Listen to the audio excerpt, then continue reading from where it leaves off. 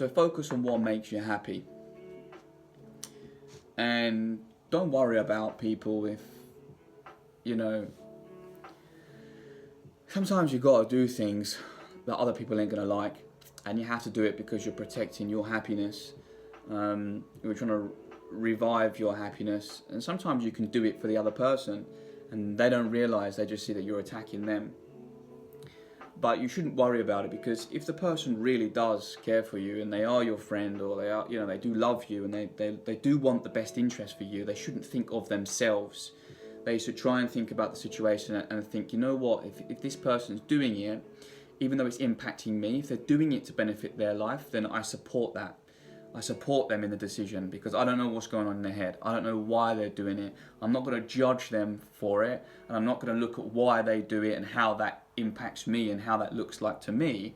I'm just going to accept the fact that they know what they're doing it for the right reasons.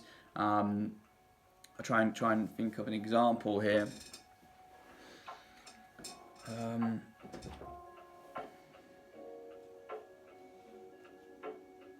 So say for instance you've got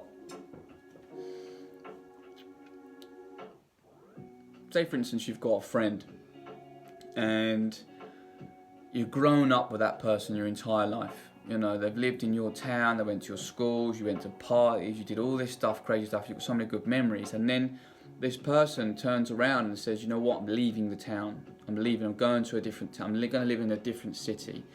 And you take it personally because they're leaving you behind. And that upsets you, and you think, well, why are you doing that to me? When what you're not really doing is accepting the fact that they're doing it for themselves, and they're not doing it personally to you. They're doing it because in that town maybe there's a better job for them, or there's a university they want to study at, or they're falling in love and they want to follow the person and go and start a new life after them. But you could take that personally, and you could think, well, they've left me with, you know, the wrong thing to do is to take it personally. The right thing to do is to understand that that person's doing something that makes them happy, and they're doing it for their reasons. Even if you think they're right or wrong, they're following their intuition. And being a good friend is just supporting that. Is saying, well, you know what? Although you fucking leave me behind, life goes on, and I support what you're doing, and I hope everything goes well in that town. And you know, let's keep in contact. Let's meet up. Try and meet up when we can. That's being a good friend, because you're accepting they're doing something better for their life, and you're not taking it personally and taking it out on them because they're not doing it for you to be negative to do. They're doing it for them to be happy themselves.